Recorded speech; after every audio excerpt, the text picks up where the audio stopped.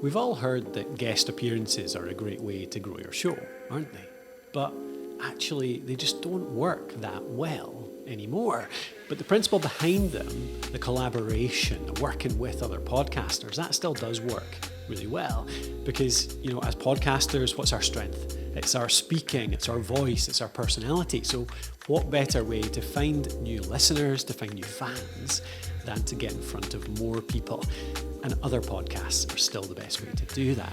So I've got 14 different ways for you today to collaborate with other podcasters. It goes way beyond just the guest appearance, although I will go into it. I don't think it's dead. I think there's ways to make guest appearances actually still work really well.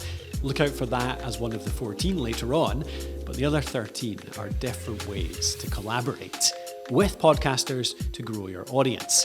And I've also got 2 little bonus ones, which are 2 ways to grow your revenue, to earn more through your podcast by collaborating with other podcasters.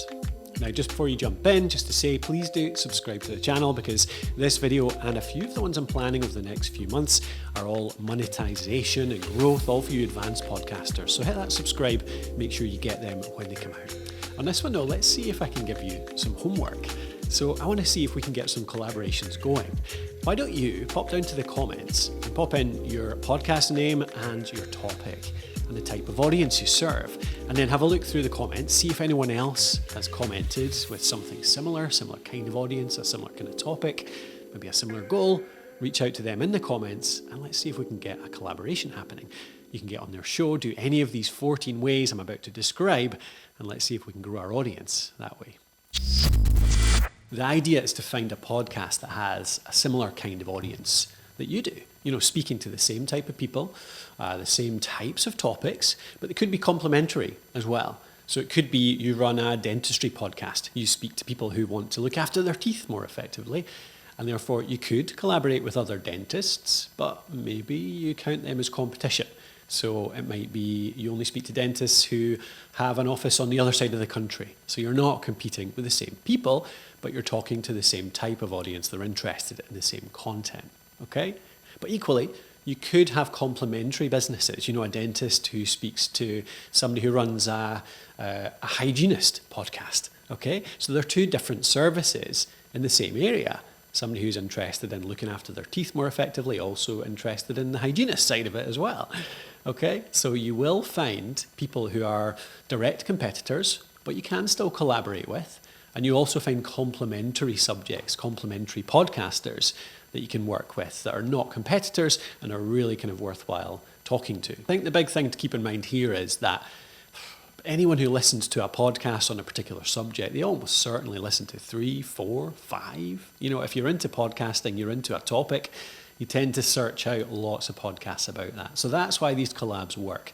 Even if this other podcast is directly competing with you, you can still have a fan that listens to both, even though they're in competition. Okay, let's rattle through these tips. So, number 1, we've got the episode swap, all right? So it might be that the first step in a collaboration is really just swapping episodes. You don't even have to work with this person as long as you find a podcast that works well. You give them one of your episodes, one of your best. You take one of their best episodes and you play them on each other's feeds. You maybe record a short intro saying, this is a podcast I really enjoy. I think you might like it too. So I thought I'd put it on the feed, and they're promoting it with us as well. It's all in an attempt to make a bigger community all together. I did this with a whole season with a podcast that I know well. A guy I know called Paul Boag runs a show called Boag World. I recorded 4 episodes, and they actually went out on his feed during his season break. So a time when he wouldn't be podcasting anyway. That can be a nice way to do it as well. If you find other podcasts that are taking a break, you can fill in their gap with a couple of your own episodes and do the same for them with your feed. Number 2, another one, just podcast co-promotion. So if you find another show that suits really well, simply talk about them. Give them an advert. Say, here's another podcast I've been listening to, really enjoying. It's the blah, blah, blah show. And then mention that on your show. And then you make sure somebody else is doing that for you. And that can be a good cross-pollination of listeners. You can expand that, of course, by playing a trailer, for example, or a section of the show, a highlight. So you actually play a bit of the audio as well. That can be even more effective because obviously your audience then hears a little bit about what the show is about. and gets an idea of the kind of the ethos. Number 3, one I really like, is co-hosting an episode, because this is just part of our process. We're creating a new episode for our feed, but we're doing it with someone else.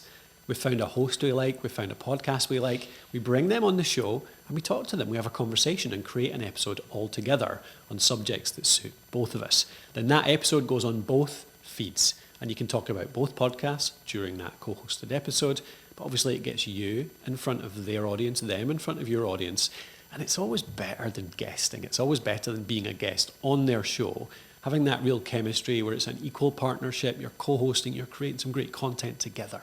So try that as an alternative to the traditional guesting on shows, the co-hosted episode. Number 4, you can expand the co-hosted idea into something live, a live stream. So this works really well if you have a decent community, an engaged community around either show.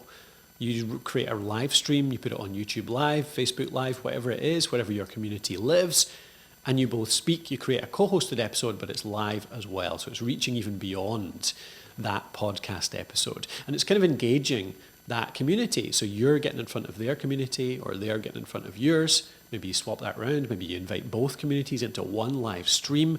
And that can really escalate the benefit of that co-hosted episode because you have real people in there helping to power that content, feeling a bit of ownership over that content. That's why live can work really well. Number 5 is the larger content collaboration. Maybe you create a mini series together. Not just one co-hosted episode, but you create 4, 5, 6 where you co-host a whole season around a particular topic, solve a particular problem together. Or again, that idea I had around, creating episodes for someone else. Maybe you just create it for their feed, they do the same for yours. But that kind of wider thing, once you find one thing that works, if you find there's a bit of resonance there, then expand it into more than one episode. Number 6, now expanding it even more, bringing in more than one person. So the panel discussion is a great idea here.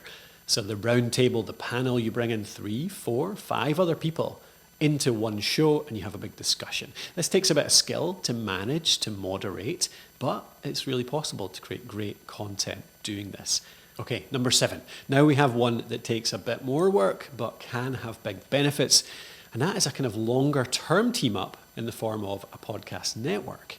So if you do have one other show, maybe even 2, 3, 4, 5, although you can grow it over time, you can team up into a network. Give that podcast network a name, and then you start to more formally promote each other across the board. This can lead to revenue too, of course, because you can sell sponsorship across an entire network, but the key thing really is around growth. We are part of the Business Podcasting Network. Go and check out, Internet Mastery Podcast, the Grow Your Vertical Farming Podcast. You find other podcasts to work with, and you can mention them on the show quite often because you're part of the network. You've got a bigger incentive to do that. And again, the network then leads to all these other types of collaborations too, from the co-hosting, the episode swap, the trailer swap, the promos, all that kind of stuff.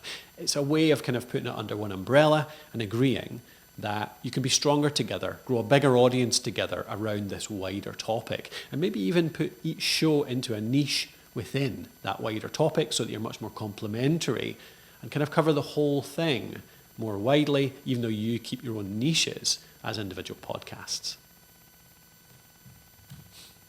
Now, number 8, let's cover the guest appearance, okay? So guesting on podcasts can still work if you do it well. There's a few things you should do, whether you're actually having somebody else onto your show or whether you're going on someone else's show. The whole key is to make it the best interview that guest has ever had, or for you to go on and be the best interviewee that host has ever had, okay? I've got 2 blog posts, one on being the best guest and one on getting the best from a guest. Both of them are on thepodcasthost.com. I'll pop a link right here so that you can nip over there if you want to look at it. But guesting does still work if you put just a little bit more work, a little bit more effort into it than the average person, which is just about everybody these days. Okay, so 2 more now.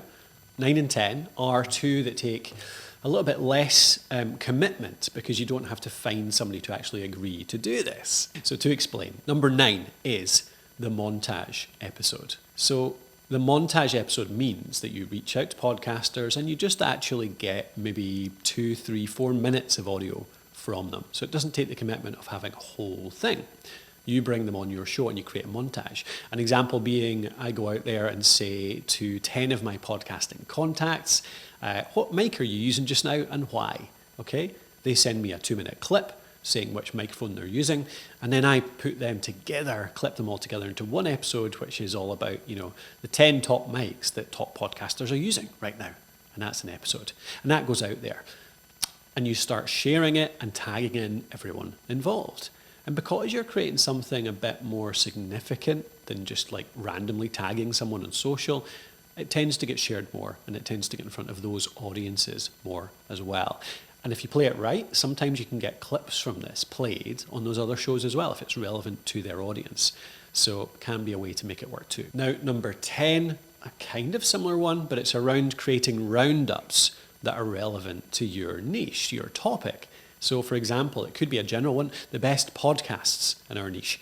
I'm in a cycling space, I do a cycling podcast, I do a roundup of the 10 best cycling podcasts, and I mention them all. I put this out, and of course, it's kind of an award winner, it's kind of you've done something well, so those people are more likely to share that as well. It's a bit more significant, again, than just random tags in social media, so you put them in there. And often, again, if you share the little clip of you mentioning their podcast, quite often you can convince them to play that on their pod as well and link back to yours as a wee collaboration. Now, an interesting one is if you combine this with some of the earlier ones. For example, you could do this co-hosted. Find another cycling podcast, and the two of us do our top 5 each to make 10 top podcasts. You bring it and you kind of bounce back and forth, for example. Or you could encourage another podcast to do the same. And then you actually swap episodes later on. Maybe it's an episode swap, maybe it's just a recommendation swap. My friend over here did a top 10 as well. Go and listen to them if you want another top 10, and they do the same for you. But the best thing about this, of course, is you don't really have to get agreement. So you can punch up here, you can try and get engagement with podcasts that are way above you in terms of influence, listener numbers, by creating something cool that gives them value because it recommends them, and create something just a bit more significant that could encourage them to share it as well. So that was 10 things related to the podcast itself. Creating more podcast content, something in audio really, that helps grow your audience. So I've got 4 more. The last 4 are related to related medias. So we're going to talk firstly newsletters. So number 11, newsletter collaboration. If you're a good podcast, if you're taking it seriously, one of the big things you really need to do is start getting that newsletter out there. All right, it's you don't need to. I hesitate to make it a certainty, but it's such a powerful thing if you can grow a newsletter related to your podcast. You can push out new episodes, you can engage people more back and forth, get feedback more easily. All that kind of stuff really powers listener growth, powers content growth, all those things. So run a newsletter, and the great thing is, other good podcasts will be running a newsletter too, so you can do a swap here as well. One is just a simple promo. Similarly, you get a mention in their newsletter if they'll mention you in theirs. I got that the wrong way around, didn't I? Well, you know what I mean. Mentions in both. The other is even a takeover as well. I've seen this done where you'll create a newsletter, you'll write something for their newsletter. Maybe it takes the whole thing, or maybe it's just a section. They say, a friend of mine runs another cycling podcast, wrote this, here you go. And it goes in there. And so you get a really good, significant mention there. Number 12, of course, this works great for social media as well. You can do both. Social media mentions, you work together to just mention each other over the course of a few weeks, a few months, try and kind of share a little bit of that audience. You can create stuff collaboratively on social as well, beyond that, just promo stuff. I've seen people do social media takeovers, which are a really interesting thing where you take over somebody else's account for a day or a week or something like that, and you get to post all sorts of stuff. And it's kind of it's a fun thing that the audience can interact with this new person, but a little bit more risky. You need to have a bit of trust for that. But social media can be a great way to collab, create some good content together. Number 13, contests, giveaways, competitions. Can you run something with another podcast? Again, it can be related to any of the things that I've mentioned before about collaborative content, but can it be related to a competition as well? Can you team up to get a prize and start running something over the next, few weeks, few months where you're going to give away something at the end of it? It doesn't even need budget. You can give away something like, we've had really good success with quite cheap prizes. Cheap, that's not the word, low cost, good value prizes, like a $50 microphone or something like that, or even a book. People will actually enter competitions and do things for books.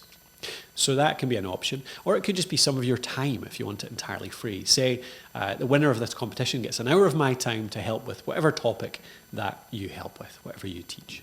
And you use this to encourage sharing of the podcast, to encourage hype, or encourage talking about the podcast. There's lots of platforms out there which help you run these competitions, which encourage and incentivize sharing so that you get in front of more people by people entering this competition. One I've used in the past was called King Sumo, kingsumo.com. I'll put a link in the show notes below as well. And number 14, potentially one of the most powerful ones here, but also a fair bit of work, is community engagement. So if you can work with another podcaster, maybe you build up to this by doing some collaborative episodes, some swaps, create some content together. But eventually, if you can become an expert coach, a mentor in somebody else's community, that can be a really powerful way to get in front of their audience and grow your own audience as a result. If you have an equally good community, then you can actually swap this. So if you've got a decent community around your podcast, whether it's on Circle, Facebook, a Twitter group, whatever it is, you can start to barter that to get in front of their community. But sometimes if you don't have much of a community, you have to earn your way in there through all of these other methods. But this can be really powerful. So that's the growth methods. That's the 14 ways to use collaborations to grow your audience. I hope you found some in there you want to try out. But let's get to the 2 little bonus collaboration methods that'll help grow your revenue as well. First of which is simply partnership type marketing or affiliate marketing. So if somebody else has a product, if you have a product, if they have a product, set up an affiliate program for it. There's lots of platforms out there for this, like Tap Affiliate, like First Promoter. You can set up an affiliate program for any kind of learning platforms. If you work with Teachable, Thinkific, Podia, many of them have affiliate programs built in so that the person signs up, they get an affiliate link, and then they share your course. Because if you're both a podcast in the same topic, the same space, the same audience, their products are almost certainly of interest to your customers. So that can save you building a product. You can just promote their product instead, especially if you can get an agreement that they help promote you to their audience as well. So there's a bit of give and take. Obviously, you earn some money through that affiliate program. That may be incentive enough, but a bit of audience growth in here, a bit of give and take can be really valuable as well. And the other, number 2 of these ways to grow your revenue through collaborations is exclusive content swaps too. It's a growing area, whether it's with Apple Podcasts paid subscriptions, whether it's on a platform like Memberful or something like that, where you gate a private podcast, and that's for members only. A lot of podcasts are earning money now through actually having premium content. They've got their free podcast out there, but then that upsells into a premium podcast. So extra material, extra how-tos, behind the scenes material, whatever that might be. I'll put a post in. I've got a good article on how to create premium content and what kinds of premium content you can make, just in case you're interested in this. So have a look up there at that link. But whatever it is you create, you can create premium content for their community. And that can be a way to get in front of their audience, people that are buyers, payers, that can then maybe buy your product as well. Or potentially even it's a partnership, a long-term partnership where you actually sign a contract and you have a revenue share around this. You take a little bit of a share of that membership or that premium content. Maybe it's a 50-50 deal where the two of you team up to create one thing that's greater than the sum of its parts. It's more than just 1 and 1 equals 2. It's 1 and 1 equals 3 or more, because the two of you together create better, bigger, more valuable stuff. And therefore it's worth teaming up with another podcaster for this. So that's the last one. That's the last of the 2 ways to grow your revenue through collaboration. So thanks very much for listening to this. As you know, we support this content through Alitu.com. Alitu is our podcast maker app. So please do go and check it out. It's a way to call record. It does your audio cleanup. It's got an episode builder in there, a really innovative, really cool way to build your episodes. Drag and drop blocks. And it's got audio editing in there too, both editing with text. You can go in there and just edit like it's a Word doc, or you can edit using your traditional audio wave. And actually, I find our method where we combine the two is just really cool, because you can do the rough cut with the text, but then you can adjust all the detail with the audio wave editor if you want to. And of course, we've got hosting built in there too, so it's the only thing you need to run your show. So go and check out alitu.com. You get a 7-day free trial if you want to try it out.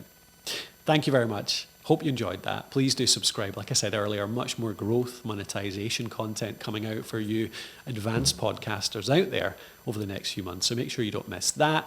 And do pop that comment in below. Like I said, if you run a podcast, you're interested in collaborations, pop a link to your podcast in those comments and then reach out to somebody else who's already done that, and then see if we can get some collabs going, get some audience growth going through some of these podcasts that are kind of similar in topic, or even be interested to see if you can think of ways to do this, even if it's not quite the same topic. Maybe the audience, the demographics, something is similar. You can find something that works, some kind of synergy. It'd be great to hear. Pop that in the comments in a couple of months whenever it's worked. All right, thanks again. I'll talk to you soon.